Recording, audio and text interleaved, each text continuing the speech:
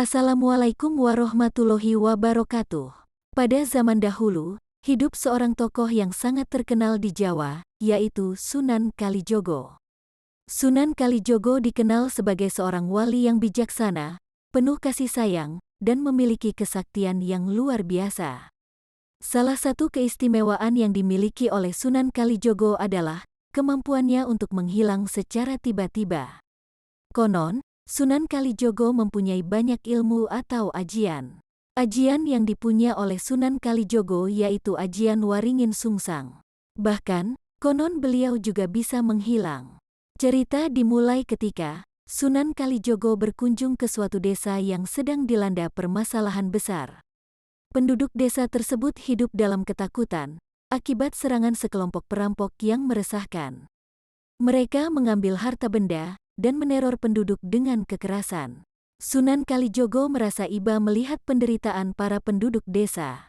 Beliau ingin membantu mereka mengatasi masalah ini dan membawa keadilan. Oleh karena itu, beliau memutuskan untuk menggunakan ajian khusus yang membuatnya bisa menghilang dengan hanya mengucapkan beberapa kata rahasia. Dengan hati yang tenang, Sunan Kalijogo berkumpul dengan penduduk desa di tengah malam. Mereka semua berkumpul di masjid desa yang menjadi tempat perlindungan. Sunan Kalijogo memberikan pidato yang penuh inspirasi, memberikan harapan kepada mereka bahwa mereka tidak sendirian, dan bahwa ada harapan untuk perubahan yang lebih baik. Ketika semangat dan keberanian penduduk desa terangkat, Sunan Kalijogo dengan tenang mengambil posisi di depan pintu masjid. Dengan suara lantang, beliau mengucapkan mantra rahasia yang membuatnya bisa menghilang. Begitu beliau mengucapkannya, sinar putih yang terang menyelubungi tubuhnya, dan dalam sekejap, Sunan Kalijogo menghilang tanpa jejak. Perampok yang datang untuk menyerang desa, terkejut saat menemukan Sunan Kalijogo tiba-tiba menghilang.